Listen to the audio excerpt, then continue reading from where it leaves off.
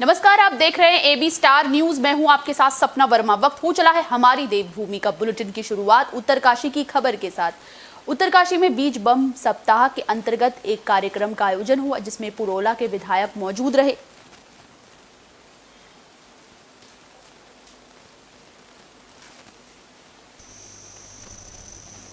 उत्तरकाशी में बीज बम सप्ताह के अंतर्गत कार्यक्रम का आयोजन हुआ, जिसमें कि पुरोला के विधायक मौजूद रहे। इस दौरान उन्होंने लोगों को संबोधित किया। जिला कार्यालय प्रेक्षागृह में बीज बम अभियान सप्ताह के तहत कार्यक्रम का शुभारंभ किया गया, जिसमें कार्यक्रम में बतौर मुख्य अतिथि के रूप में पुरोला विधायक दुर्गेश्वर लाल ने शिरकत की। इस दौरान विधायक ने कार्यक्रम में मौजूद लोगों को संबोधित किया, जिसमें उन्होंने बताया कि प्रदेश स्तर पर मुख्यमंत्री ने बीज बम सप्ताह अभियान का शुभारंभ किया है। जिले में भी ये कार्यक्रम पर्यावरण हितैषियों के लिए स्कूल बच्चों और नागरिकों की ओर से लाइव देखा गया। विधायक ने कहा कि पर्यावरण संरक्षण के लिए बीज बम एक अच्छी पहल है। इससे हमारे आसपास पर्यावरण और को सुरक्षित और संतुलन वातावरण प्रदान करेगा।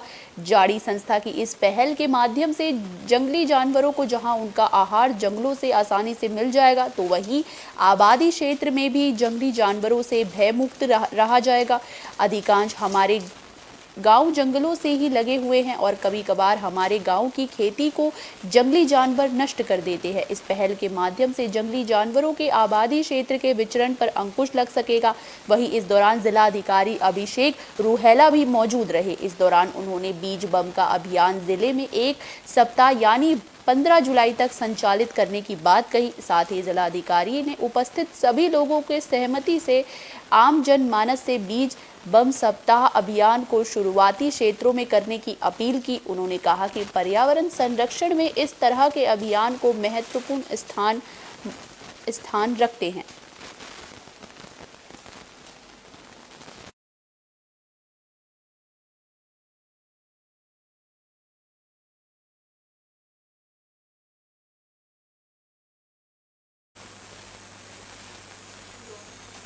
ऋषिकेश के लोगों के लिए इन दिनों बारिश मुसीबत का कारण बन गई है। दरअसल बारिश की वजह से जगह जगह पर सड़कों पर मलबा जम गया है, जिस वजह से यातायात प्रभावित हो रहा है।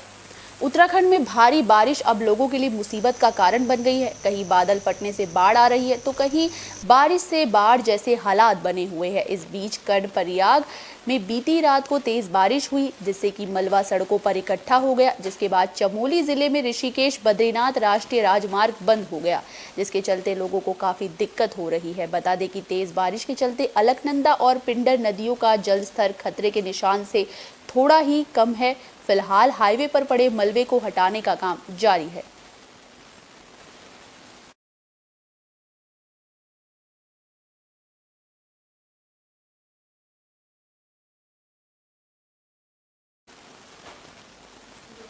हल्द्वानी में भी बारिश की वजह से हालात काफी बिगड़े हुए नजर आए। जगह जगह पर जल भराव की समस्या से लोगों को जूझना पड़ा। लोग इस दौरान काफी परेशान नजर आए। हल्द्वानी सहित आसपास के इलाकों में भारी बरसात शुरू हो चुकी है। सुबह से ही हो रही बरसात से आम जनजीवन पूरी तरह अस्त व्यस्त हो गया है। जगह जगह जल भरावों ने लोगों के घरों और दुकानों के भीतर तक पानी भर गया है। नगर निगम के नालों और नहर सफाई के दावों की पोल खुल गई है। लोगों को इस बारिश में भारी मुसीबत का सामना करना पड़ रहा है। नैनीताल जिले में 24 घंटे में बहुत भारी बारिश अलर्ट जारी किया गया, जिसको देखते हुए जिला अधिकारी नैनीताल ने आज जिले के सभी स्कूलों में छुट्टी की है। बारिश के रेड अलर्ट को देखते हुए एसडीआरएफ और आपदा प्रबंधन टीम को 24 घंटे अलर्ट रखा गया। इसके अलावा भूस्खलन वाली जगहों को चिन्हित कर जेसीबी तैनात कर दी गई है। वहीं अधिकारियों ने आम जनता से अपील की है कि घर से बाहर निकलने से पहले मौसम का पूर्वानुमान जरूर देखें और सड़कों के हालात पता कर ले। यही नहीं, पहाड़ के जिन इलाकों में कोहरा है, वहां चालक फॉग लाइट का इस्तेमाल करे।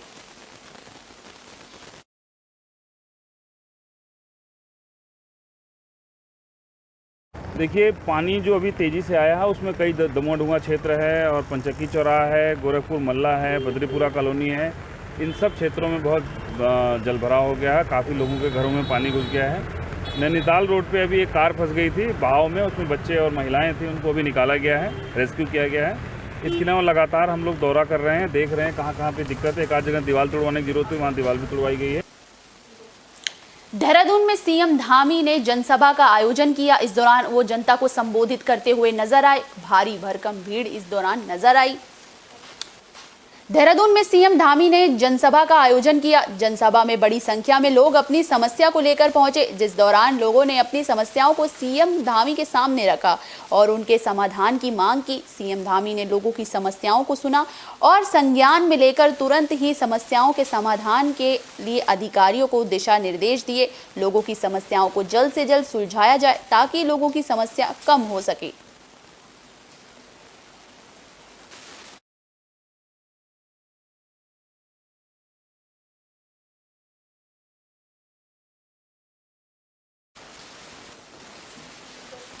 देहरादून में गणेश गोदियाल पर मुसीबत के बादल मंडरा गए हैं। दरअसल आशुतोष डुमरी की ओर से उन पर गंभीर आरोप लगाए गए हैं, जिसको लेकर वो काफी ज्यादा परेशान हैं।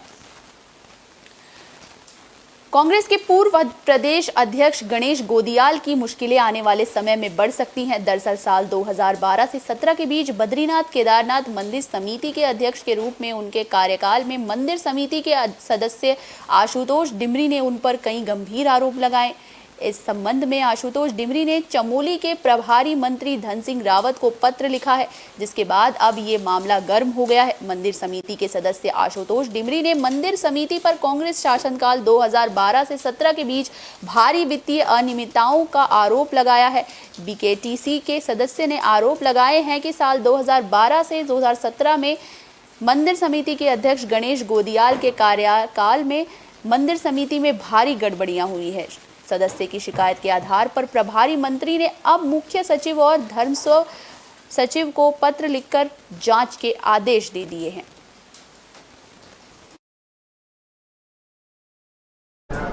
मैंने पता किया है और मैं सूचना अधिकार से भी निकाल रहा हूं। इन्होंने केदारनाथ से, क्योंकि केदारनाथ के ईओ को अपना अधिकार था, केदारनाथ से उस दौर में एडवर्टाइजमेंट लिए हैं और तब से अब तक मैं समझता हूं 25 लाख के आसपास। अब नहीं, जब तक वही दौर था। ये 4 साल का तो अभी मुझे पता ही नहीं है। गुप्त काशी विद्यापीठ स्थित बद्रीनाथ केदारनाथ मंदिर समिति के अधीन संचालित होने वाली भेषज कल्पक और जो फार्मेसी यूनिट थी, उसका एमओयू, उसका प्राइवेटाइजेशन गोदियाल जी के टाइम पे एक प्राइवेट व्यक्ति को दे दिया है और वो वहाँ बद्रीनाथ केदारनाथ के नाम पर अपना बेनिफिट ले रहे हैं। ये काम गोदियाल जी के टाइम पे हुआ है। वहाँ की फार्मेसी तो आपने बंद करवा दी, दूसरे को दे दी, और उस फार्मेसी की बात कर रहे हैं, उस रोड में आप नया हाउस सोच रहे हैं। तीसरी बात, गोदियाल जी कह रहे हैं कि मैंने टीएडीए वो नहीं लिया। यमकेश्वर में बेकाबू वैन खाई में जा गिरी, जिसके बाद एक शख्स की मौत हो गई, वहीं 3 लोग इस हादसे में घायल हो गए। यमकेश्वर में एक मैक्स सड़क से अनियंत्रित होकर खाई में जा गिरी, जिसके बाद इस हादसे में एक युवक की मौत हो गई, जबकि 3 लोग घायल हो गए। मिली जानकारी के मुताबिक ग्राम सभा दाम्बड़ क्षेत्र के अंतर्गत एक मैक्स वाहन जो कि दाम्बड़ से सिमालू की ओर आ रहा था, तभी वाहन में तकनीकी खराबी आ गई और वाहन सड़क से अनियंत्रित होकर नीचे खाई में जा गिरा। इस घटना की सूचना मिलते ही मौके पर पहुंचे ग्रामीणों ने 108 को फोन कर इस घटना की सूचना दी। वहीं ग्रामीणों ने खाई में जाकर घायल युवक को तत्काल रोड तक पहुंचाया और वहां से उसे अस्पताल के लिए रवाना किया गया, लेकिन इसी बीच युवक ने रास्ते में ही दम तोड़ दिया। वहीं इस दुखद घटना के बाद परिवार में मातम छा गया है। मृतक का नाम अर्जुन है, जिसकी उम्र 26 साल बताई जा रही है और वो अनसोला गांव का रहने वाला है। वहीं इस हादसे में 3 लोग घायल हैं। वो तो जी रोड पे हम जब यहाँ से चलते हैं तो हमारे साथ में जितने लोग बैठे रहते हैं, हम एक आदमी तो ऐसा रहता है कि जिसने आगे से पत्थर उठा के निकलना ही है, तब हमारी गाड़ी पीछे से। कई बार क्या होता है कि ऊपर से गाड़ियों में पत्थर, आप भी देखोगे गाड़ी का भी बहुत बुरा हाल हो रखा है। देखिए, तो इस बारे में तो कुछ बोला नहीं जा सकता है, लेकिन हाँ, रोड भी ख़राब है। अब बाकी तो क्या टेक्निकल फॉल्ट था, ये तो जो है हम क्लियर नहीं बोल सकते हैं, लेकिन रोड भी एक अहम मुद्दा है कि रोड का ठीक होना बहुत ज़रूरी। हरिद्वार में होटल व्यापारियों की नाराजगी सरकार की ओर काफी तेज हो गई है। लगातार सरकार के खिलाफ यहां पर होटल व्यापारियों ने मोर्चा खोल दिया है। हरिद्वार के होटल व्यापारियों ने एक बार फिर सरकार के खिलाफ मोर्चा खोल दिया है। इस बार हरिद्वार के होटल व्यापारी सरकार से 1000 से नीचे के कमरों पर 12% जीएसटी के लाए गए प्रावधान के साथ ही कावड़ मेले के कारण शहर के भीतर शिव मूर्ति के जीरो जोन बनाने को लेकर नाराज हैं, जिसका होटल के व्यापारियों ने विरोध किया। जहां सबसे पहले होटल व्यापारियों ने सिटी मजिस्ट्रेट को अपनी परेशानियों का ज्ञापन दिया, वहीं इसके बाद हरिद्वार में प्रेस कॉन्फ्रेंस कर अपनी परेशानियों को बताया और मुख्यमंत्री से गुहार भी लगाई। जिस तरह से पहले व्यवस्था चल रही थी उसे लागू करे। बजट एसोसिएशन के अध्यक्ष कुलदीप शर्मा ने बताया कि सरकार से लगातार होटल व्यापारियों का उत्पीड़न किया जा रहा है, जहां पहले 2 साल से बंद पड़े व्यापार से अब उभरना होटल व्यापारी शुरू हुए थे। अब आप 1000 से नीचे के कमरों पर 12% जीएसटी होटल व्यापारियों पर थोपा जा रहा है, जिससे कि होटल मालिक के व्यवसाय को भारी नुकसान झेलना पड़ रहा है। सरकार से मांग की जा रही है कि जो व्यवस्था पहले जैसी चल रही थी उसे लागू करे, अन्यथा सरकार के खिलाफ प्रदर्शन करने और मोर्चा खोलने को बाध्य हो जाएंगे, जिसकी सरकार खुद ही जिम्मेदार हो गई।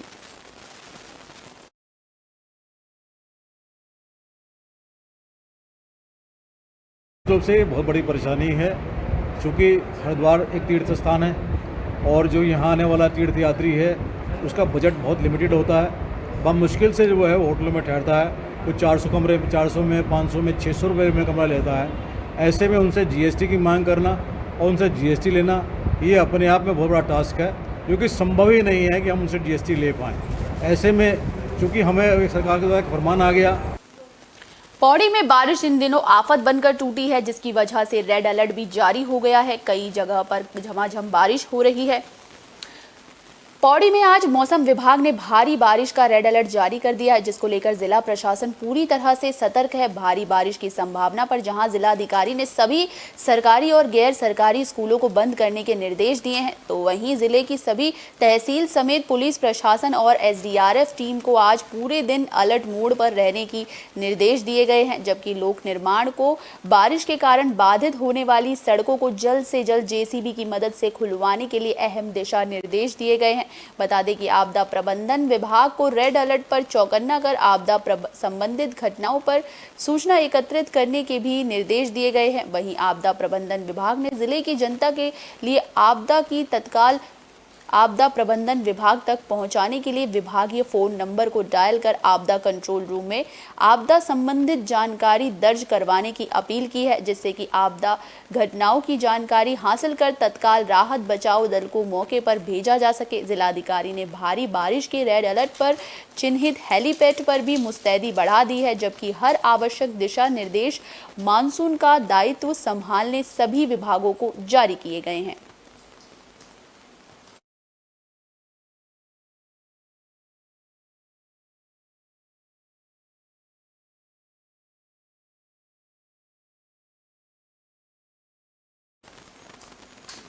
देहरादून में नई विधानसभा को बनाने की तैयारियां तेज हो चुकी है। इसको पहले केंद्र सरकार की ओर से मंजूरी भी मिल चुकी थी, जिसके बाद अब इसको लेकर जो है तैयारियां हैं वो लगातार सामने आ रही हैं।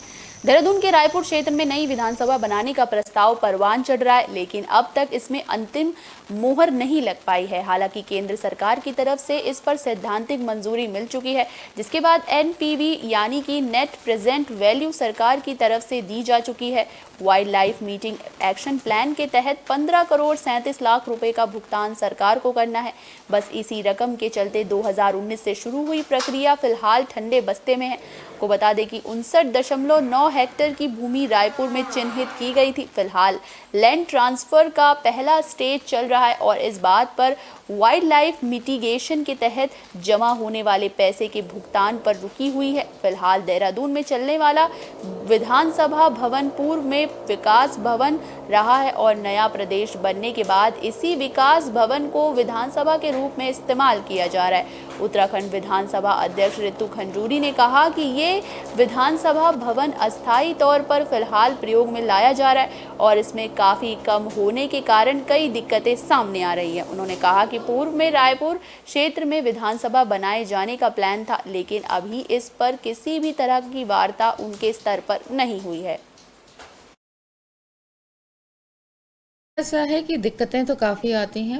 आप सब जानते हैं कि ये विकास भवन था, सीडीओ का दफ्तर था, जिसे विधानसभा में कन्वर्ट किया गया है। और स्पेस की तो समस्याएं हैं, सभी के लिए है। अभी आपने देखा कि महिलाओं के लिए हमने एक कमरा बनाया, उसमें भी हमको ढूंढना पड़ा कि किस तरह से बनाएंगे। मीडिया के लिए नहीं है, वहाँ पे जो कर्मचारी हैं को दिन भर खड़े रहते हैं, लोग किसी को बैठने के लिए चाहिए। या हम अपने अफसरों को, मेरा सचिवालय जो विधानसभा का सचिवालय चलता है उसमें अफसरों के लिए बैठने की जगह नहीं है, एक कमरे में 6-6, 7-7 लोगों को बैठा रखा है। तो आवश्यकता तो है, लेकिन अब देखते हैं आगे क्या होता है, किस तरह से इस पर हम लोग कार्य कर सकते हैं। विकासनगर में बढ़ती महंगाई और साथ ही साथ बिजली कटौती लोगों के लिए मुसीबत का कारण बन गई है, जिसकी वजह से लोगों ने जुलूस निकाला है। विकासनगर के तिलक भवन से लेकर पहाड़ी गली चौक तक कांग्रेस जिला अध्यक्ष संजय किशोर के नेतृत्व में बढ़ती महंगाई और बिजली कटौती के विरोध में जुलूस निकालकर पहाड़ी गली चौक पर भाजपा सरकार का पुतला दहन किया गया। वहीं कांग्रेस जिला अध्यक्ष संजय किशोर ने कहा कि पछुआ दून में जहां 6 नल विद्युत परियोजनाएं चल रही है, तो वहीं विकासनगर वासियों को बिजली कटौती की समस्या का सामना करना पड़ रहा है। उन्होंने कहा कि बढ़ती महंगाई से भी जनता त्रस्त है, कांग्रेस पार्टी इसका विरोध करती है।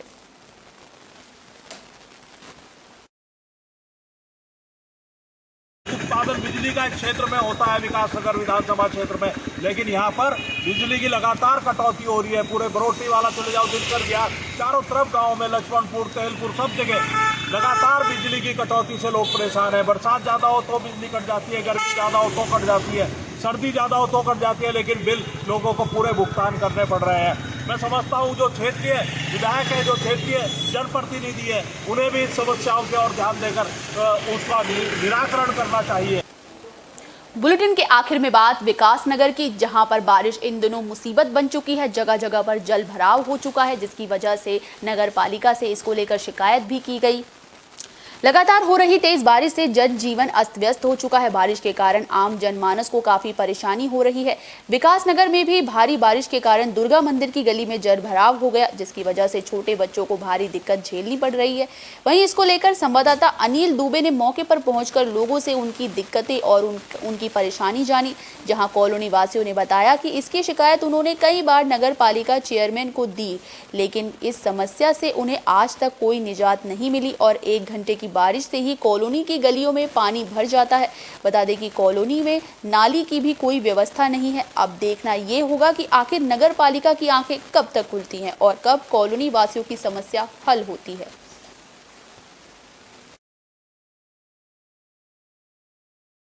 पानी भरा रहता है और 1 घंटे की बारिश होगी तो घरों में घुस जाता है पानी, और बच्चों को जब स्कूल ले जाते हैं तो गोद में उठा के ले जाना पड़ता है। ये एक हमने अपने यहाँ पे जो बिशन सिंह सभासद है उनको भी कहा, वैसे उन्होंने प्रोसेस आगे बढ़ाया तो था, पर आगे से ही वो कह रहे कि आगे से हो नहीं रहा कुछ काम।